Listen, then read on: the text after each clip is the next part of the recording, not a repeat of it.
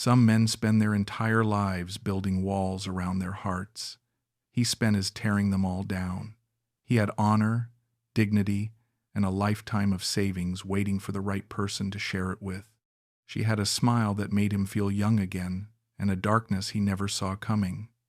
This is what happened when kindness became currency and willingness became weakness. I met Jasmine on a Tuesday afternoon in Manila, in a small restaurant near Rizal Park. I wasn't looking for love. I wasn't even looking for company.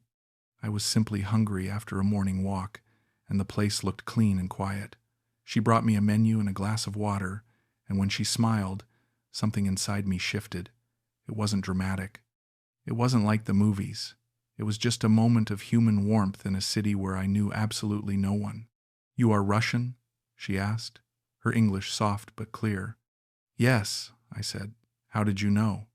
"Your accent," she said, and she smiled again. I ordered adobo and rice, and she brought it to me with extra care, making sure the plate was positioned perfectly. When I finished, she returned to clear the table, and I found myself asking her name. "Jasmine," she said, "like the flower." "A beautiful name," I said. She laughed softly. "You are kind. Most customers don't talk to me. I don't know why I stayed longer than I needed to. Maybe it was the loneliness. Maybe it was the way she made eye contact, like I mattered. I ordered coffee I didn't want, just to have a reason to sit there a little longer. When I left, I gave her a tip that was probably too generous, and she looked at me with surprise. "Thank you, sir," she said. "This is very kind." "It's nothing," I said, but it wasn't nothing to her. Or maybe it was everything to her. I didn't know yet. I went back the next day, and the day after that. Each time, Jasmine greeted me like I was someone special. She remembered how I liked my coffee. She asked about my walk. She laughed at my observations about Manila traffic. By the end of the week, I was eating lunch there every day, and she was sitting with me during her breaks. "Why are you in Philippines?" she asked one afternoon. "I'm retired," I said. "I spent 40 years working for the Russian Ministry of Foreign Affairs, diplomacy, negotiations, international relations. It was a good career, but it consumed my life. My marriage ended years ago. My children are grown and living their own lives in Moscow. When I retired, I realized I had no one to share my time with. So I decided to travel, to see the world on my own terms." "That sounds lonely," she said quietly.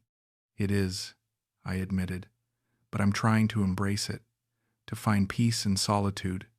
She reached across the table and touched my hand gently. "You don't have to be alone here. I can be your friend." Her touch was warm. Her eyes were sincere. I felt something I hadn't felt in years. Hope. "I would like that," I said. Over the next few weeks, Jasmine and I spent more and more time together. She would finish her shift at the restaurant, and we would walk through the city, talking about everything and nothing. She told me about her life, how she grew up in a poor neighborhood in Manila, how her father left when she was young, how her mother worked herself to exhaustion just to keep food on the table. She told me she had dreams of opening her own small business someday, maybe a café or a boutique, but she never had the capital to make it happen.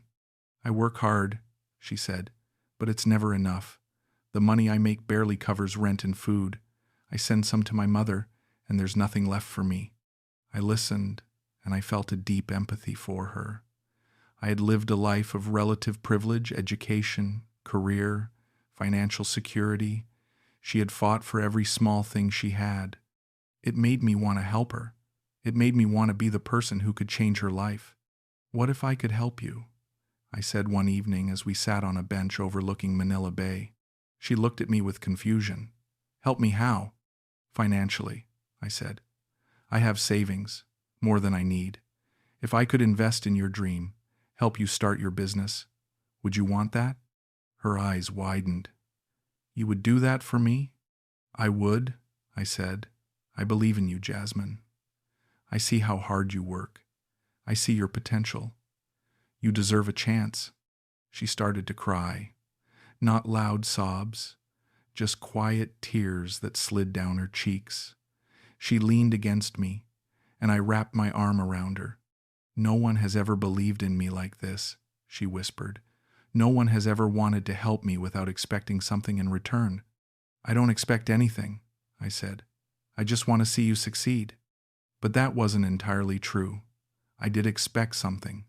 I expected her gratitude. I expected her loyalty. I expected her to see me as someone worth loving. The first transfer was $15,000. She said she needed it to secure a lease on a small storefront in Quezon City. She showed me photos of the space, a modest corner unit with large windows and good foot traffic. She was so excited, talking about paint colors and furniture and menu ideas. I felt proud. I felt useful. I felt like I was part of something meaningful. "This is because of you," she said, hugging me tightly. "You changed my life, Dmitri." I wanted to believe that. I needed to believe that. A month later, she asked for another $20,000. She said the renovations were more expensive than expected, and she needed to buy equipment tables, chairs, an espresso machine, a refrigerator. I didn't question it. I transferred the money the same day.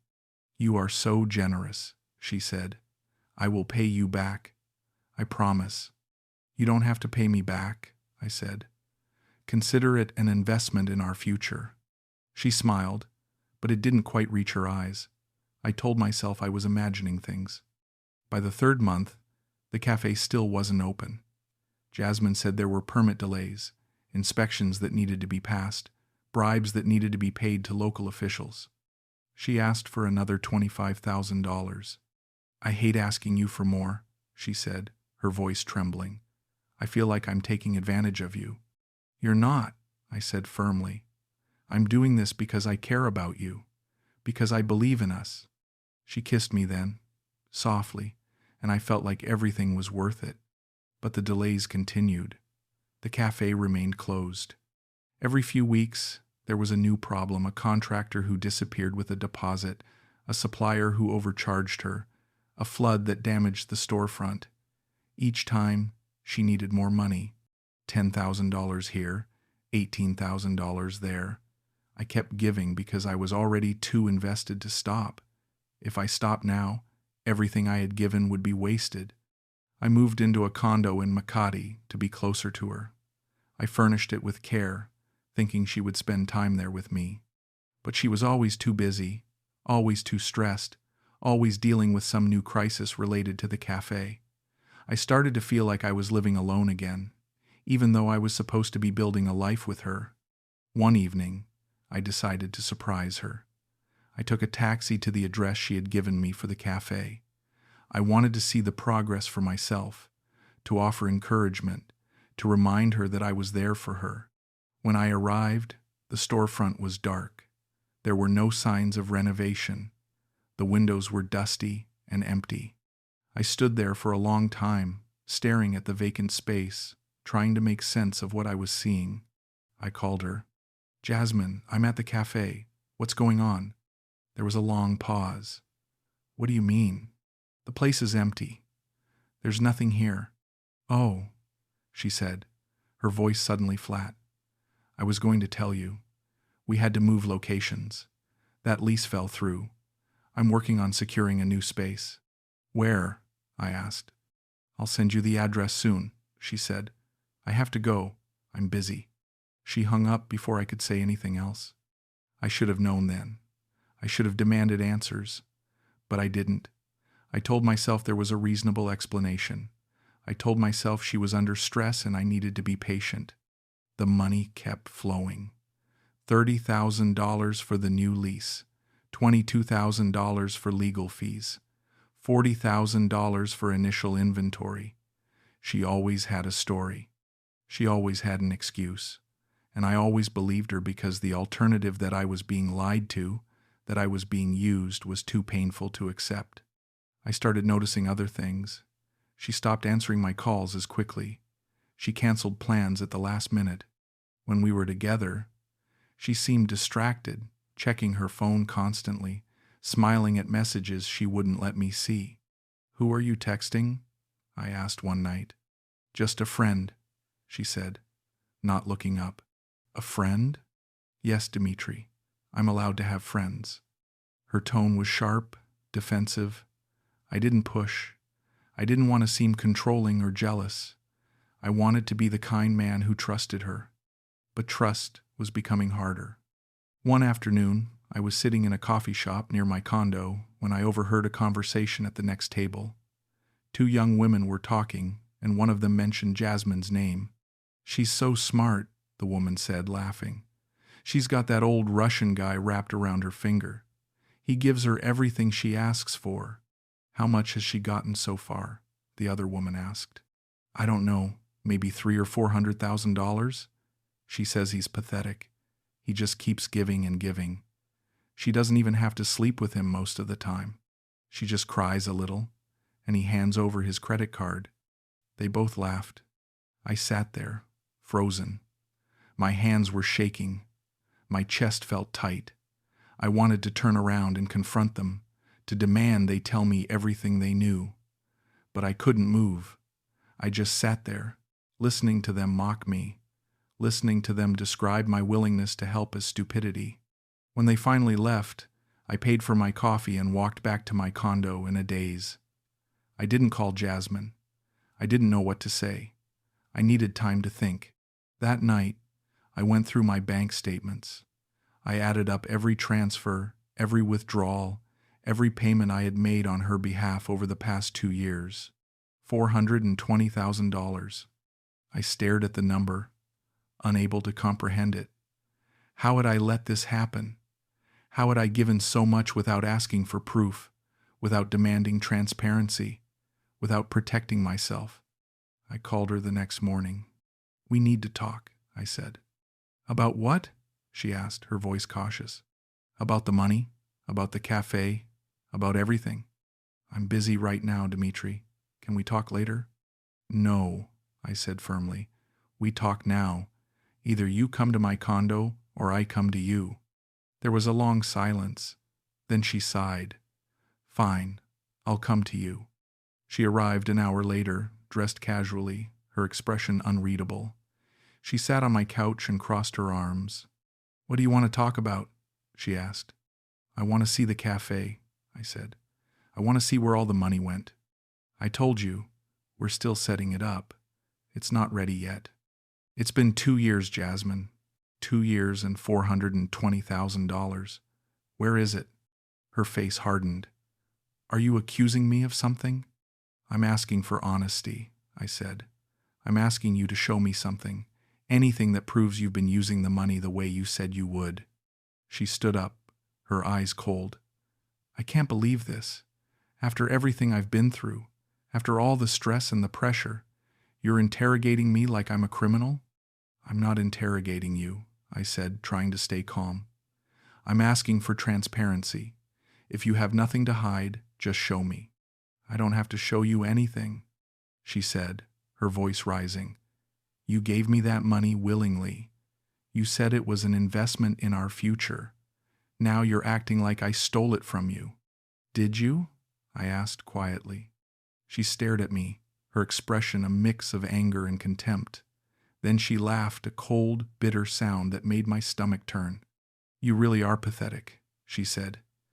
"You thought this was love? You thought I actually cared about you? You're old, Dmitri.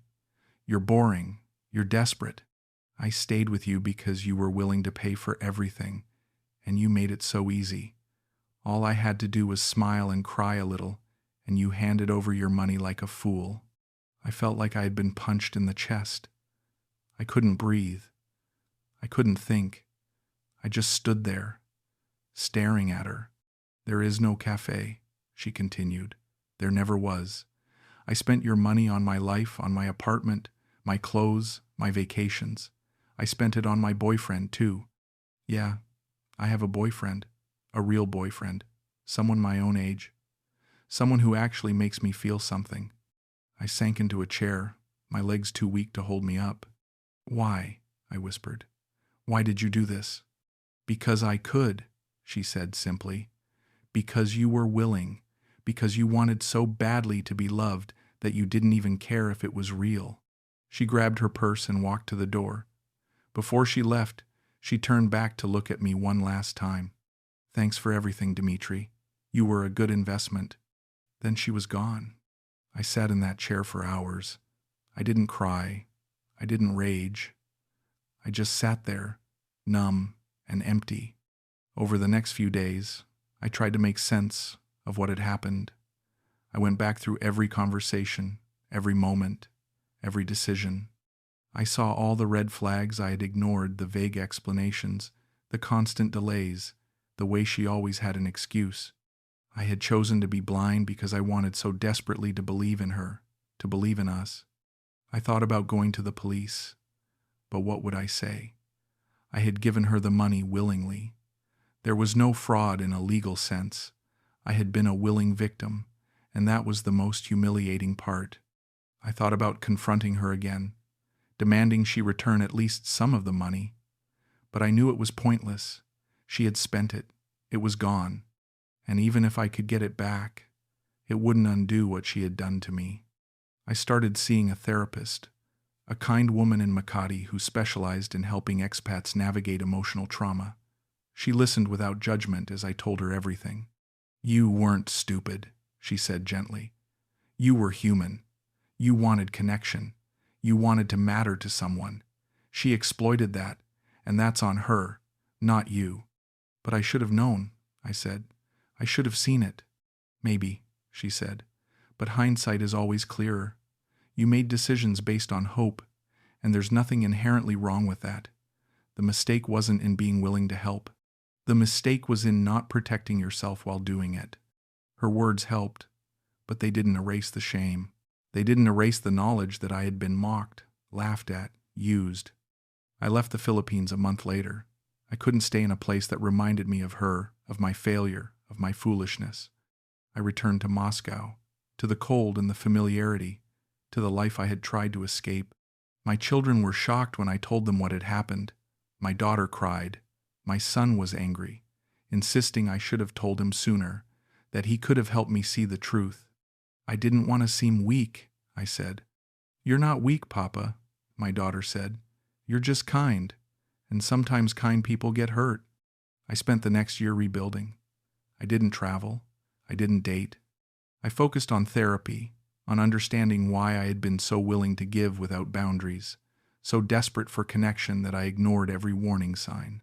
I learned that my willingness to help wasn't a flaw, but my inability to set limits, to demand reciprocity, to walk away when things didn't add up, that was something I needed to change. I learned that generosity without discernment is just self-destruction in disguise. I learned that love, real love, doesn't require constant sacrifice. It doesn't demand that you empty yourself to prove your worth. And I learned that some people will take everything you offer and still see you as nothing more than an opportunity. Jasmine had been cruel. She had mocked my kindness, exploited my loneliness, and discarded me without a second thought. She had taken $420,000 and left me with nothing but shame and regret. But she hadn't taken everything. She hadn't taken my ability to learn. She hadn't taken my capacity for growth. She hadn't taken my worth as a human being. I was 72 years old, and I had made a terrible mistake. But I was still here. I was still breathing. I was still capable of change. I started volunteering at a community center in Moscow, helping new retirees navigate the transition from career to retirement. I shared my story with them, not in detail, but enough to warn them about the dangers of isolation and desperation. Don't let loneliness make you reckless. I told them, don't give away your dignity trying to buy love, and don't be so willing to ignore red flags just because you want to believe in something. One man, a retired engineer, approached me after a session. Thank you for sharing that, he said. I was about to send money to a woman I met online. I was willing to do anything to make her happy, but after hearing you, I'm going to take a step back. I shook his hand. I'm glad I could help.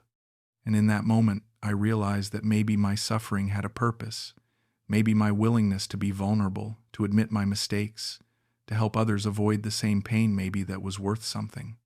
I still think about Jasmine sometimes. I wonder if she ever feels guilt. I wonder if she ever thinks about me. I wonder if the money made her happy. But mostly, I don't wonder. Mostly, I just accept that she was who she was, and I was who I was. She was cruel, I was willing, and together, we created a disaster. But I survived it, and that's enough. I don't regret being willing to help. I don't regret being generous. I don't regret wanting to believe in love. I only regret not protecting myself while doing it. I only regret mistaking willingness for weakness. I only regret not seeing that kindness without boundaries is just another way of disappearing. I'm still here. I'm still Dmitri Volkov. I'm still a man who believes in generosity, in connection, in hope. But I'm also a man who knows that being willing doesn't mean being foolish. And I'll never forget that again.